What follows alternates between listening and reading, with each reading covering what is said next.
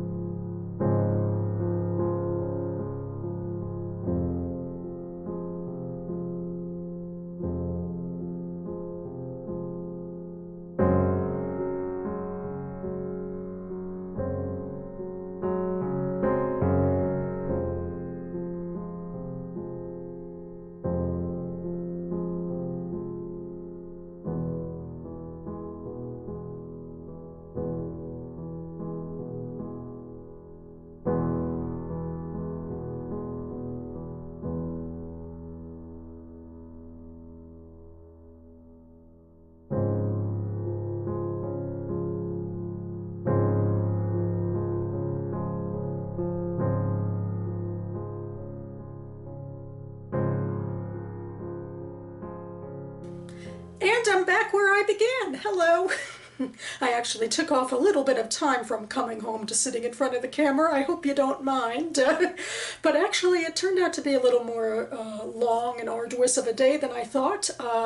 When I put in the directions between Solid State Books and Second Story Books, at home the computer said 1.5 miles, but when I was out on the street it ended up being 2.7 miles, so huzzah! I did get a lot of walking in, and it wasn't rainy at all. It was actually quite a nice day, a little more hot than I would like, because it's been rather cold for most of the year.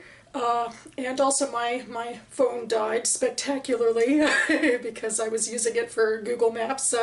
But I got up a few pictures, and I hope you enjoyed the walk between the two bookstores. I tried to show off some interesting parts of DC. I hope the footage came out okay, and of course in the bookstores too. You know, I'm not that great at vlogging in public. You know, I just wanted to give a few quick shots of what was going on, hopefully, in the bookstores. But now on to the finale. I will show off, haul the books that I bought. So here's my big purchase from Solid State Books. Here's the bookmark for the bookstore. This is Three Floors Up by Ishkol Neville, and it's translated from the Hebrew by Sandra Silverstein, I believe. Let me take a look. Yep, it is. I picked out this book because I knew that it was a book that I wanted to get to reading this year anyway. I have a list of Jewish fiction published in English in 2017 that I want to get to, and this is on it. This is, I believe, interconnected short stories that take place in an apartment in Israel, so that really got me invested, intrigued. I like interconnected short stories. So, and I've seen this pop up a lot in the US, I think, so hopefully it lives up. This second book is one of those blind book dates that go around some bookstores sometimes. I've never actually partaken in one of these before, but I'm kind of excited. You know, I get to do an unboxing on screen, you know, like all the cool booktubers do. And I picked out this book because it says it's fiction with friendship and dark secrets, and I thought that was right up my alley, so we'll see if I'm right.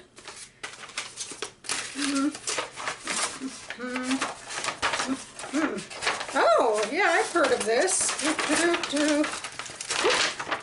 Yeah, I've heard of this novel. This is The Gunners by Rebecca Kaufman. I don't know what it's about, but I know I've seen this title around, but let me read from the flap, or the back, wherever it is. Following on her wonderfully received first novel, Another Place You've Never Been, called Mesmerizing, Powerful, and Gorgeous by critics all over the country, Rebecca Kaufman returns with Mikey Callahan, a 30-year-old who is suffering from the clouded vision of macular degeneration. He struggles to establish human connections. Even his emotional life is a blur. As the novel begins, he is reconnecting with the Gunners, his childhood group of friends, after one of their members has committed suicide. Sally has distanced herself from all of them before ending her life, and she died harboring secrets about the group and its individuals. Mikey especially needs to confront dark secrets about his own past and his father. How much of this darkness accounts for the emotional stupor Mikey is suffering from as he reaches his maturity? And can the Gunners, prompted by Sally's death, find their way to a new day? The core of this adventure, made by Mikey, Alice, Lynn, Jimmy, and Sam, becomes a search for the core of truth, friendship, and forgiveness. A quietly startling, beautiful book, The Gunners engages us with vividly unforgettable characters and advances Rebecca Kaufman's place as one of the most important young writers of her generation. Well, I certainly hope it lives up. And my final purchase from Solid State Books, I couldn't resist. I saw this was the last pair of these socks in the back that says Turn Muggles into Wizards. And it has Hogwarts colors. Next, I walked the 2.7 miles to Second Story Books, a used bookstore in DC, and I found myself gravitating toward some of the literary fiction that I think was coming out around the time that I started getting interested in Book Riot and BookTube and all of this, at least so it seems. The first thing I picked up is Behold the Dreamers by Mbolo Mbue.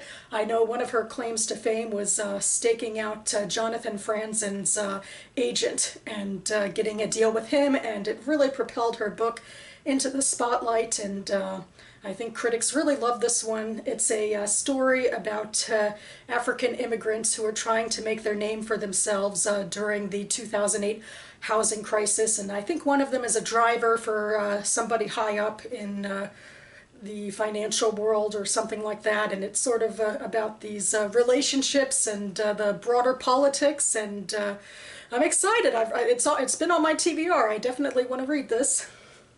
And the next book I picked up is The Nest by Cynthia d'Aprix Sweeney, which I think when I first heard about it, I wondered if it would be kind of shallow. And I know when Amanda on Book Riot, I think, was talking about it, she said, oh, she just loves, seeing rich people struggle. It's, that Jerry Springer sort of thing of watching people get their just desserts. But I don't know. I've heard other things about it that maybe it's a little bit deeper than that, too. I mean, it's about a trust fund that goes away because I think one of the adult children who's about to receive the trust fund in this family then has an abuse scandal or like some cover up of something that and all of the money has to go away, and it's about how all the other siblings have to deal with this because they didn't have to worry about money before because they were going to get this nest, and so it's about people who have lived in the sort of luxury that many of us haven't. But they're still people with problems, and I think that seems to come out. The characters sounded intriguing, I remember. I think there was a writer, there was a gay man. I don't know, I think that it seemed like she could go a lot of interesting places with who these people are and what their desires are and how their desires are thwarted. That's always, that's 101 for intriguing fiction and character dilemmas. So, yeah, I had it on my list, and now I found a cheap used copy. But wait, I'm not done yet, because I still do get most of my reading these days from the library when I can. I try not to buy too many books this year. Indie Books Day was a special occasion. But most of my reading for May, what's on my TBR, will come from the library, and I just picked up a stack of books this morning, and I thought I'd share them with you. Kind of going with the Eshkol Nevo book, this is also a book that I put on my Jewish fiction published in 2017 TBR that I wanted to get to. This is Dinner at the Center of the Earth by Nathan Eglander, and I've read some of his short stories in Best American Short Stories. I think I liked one and didn't like the other. And I'm not sure how I'll feel about this. I remember listening to an interview where I thought maybe it was a little too quirky for me or flighty, but figured I'd give it a try, and here's what it is about. From the best-selling author of The Relief of Unbearable Urges and the Pulitzer finalist What We Talk About When We Talk About Anne Frank, a spellbinding thriller, a spy novel, a love story, and a literary tour de force that tackles the most frighted moral issues of our time with emotional power and comedic genius, showcasing Eglander's gifts as never before. A secret prisoner has been held in a black site in the Negev desert for a dozen years, suspended with his guard in a state of mutually shattering existential limbo. How does a nice American Jewish boy from Long Island wind up an Israeli spy working for the Mossad and later a traitor to his adopted country? What does it mean to be loyal? What does it mean to be a traitor when the ideals you cherish are betrayed by the country you love? From Israel and Gaza to Paris, Italy, and America, this story shifts back in time, providing a kaleidoscopic glimpse of the prisoner's improbable journey to that cell. Englander's irresistible hero, who fatally imperils himself for a plate of hummus and a little chopped liver, and opines that the greatest challenge in a Jewish spy agency is training everyone to not look so guilty, brings wit and heartbreak to his own predicament and to the plight of a damaged and riven nation. Taut, provocative, and impossible to put down, a novel full of shifting surfaces where nothing and no one are what they seem, Dinner at the Center of the Earth is the most electrifying work of Nathan Eglander's extraordinary career. So yeah, this is fraught with a lot of history and culture and current events that are very important to, Jewish Americans like me and to Israel and to, what's going on in the broader world. So I'm hoping this isn't too weird and out there of a novel, because this is some really serious stuff in here. But I don't know, I think some people like a more satirical or distant bent than I do, and maybe it can work better, and I'm just going to hope to try to go in with this with an open mind. Now I'm keeping on the theme of major Jewish issues in the world, but I'm shifting to nonfiction with the Sammy Rohr Prize. I'm in the middle of reading and reviewing a bunch of nonfiction titles that have been considered in the past for the Sammy Rohr Prize, which honors a emerging Jewish author in fiction or nonfiction. And I am really about to script and video and post my reviews of the 2010 titles that I have been reading this month. But onward goes the show, and in May I hope to read and review 3 titles that were considered for the 2012 Sammy Rohr Prize. Starting with this one, When They Come For Us, We'll Be Gone, The Epic Struggle to Save Soviet Jewry by Gal Beckerman. And it is a rather long book, and most of this I think isn't even notes or appendices or anything like that, so I'm a little bit nervous because I've been having trouble reading the nonfiction as quickly as I'd like to. But this I think is a little more tangible than a lot of the social histories that I've been reading so far for the prize. I mean, it's about a very particular event in history, or a series of events about the plight of Soviet Jewry and what I think particularly American and to an extent Israeli Jews tried to do to help them in the 70s through the 90s. So hopefully it will be very intriguing reading. I know in the 80s, around the time I was born, the struggle, the quest, the activism to speak out for Soviet Jewry was really something that was very present in Jewish organizations, and I interned for a summer at the Jewish Historical Society in DC, and there were just so many paraphernalia about sloganeering and for Soviet Jews. That was the big call in the decades that I was born and was a little girl. And this next one from Interlibrary Loan is a biography of Moses Montefiore, a Jewish liberator and imperial hero, by Abigail Green. He was a 19th century British Jew, very well off, and one of the forerunners really to Zionism. He dedicated a lot of capital and investment to settlements for Jews in Palestine during that time, and so it'll be really interesting to get a much more thorough look into his life, and because this is a biography with a character, I'm hoping it'll be intriguing and investing to read. And finally, into the realm of literary criticism. I have not directly in any of my nonfiction reading for the Sammy Rohr Prize touched upon the Holocaust. It's appeared indirectly in almost everything. And in this as well, or maybe more directly, because this is A Thousand Darknesses, Lies and Truth in Holocaust Fiction by Ruth Franklin, where I believe she delves into memoirs and novels and talks about how to criticize them and what to get out of them and what they say about broader issues and about the Holocaust specifically. So I'm very intrigued by this because I have been thinking so much about the proliferation of Holocaust literature out there and how to make sense of it all, and you know, because you can grow a little too numbed by all of it after a while, and I want to get the best things that I can out of it, the most important things that I can out of it, and especially in a literary criticism way, as, you know, a reader and a former English major. So I'm hoping this will shine some light on the darkness. This is probably a silly pun.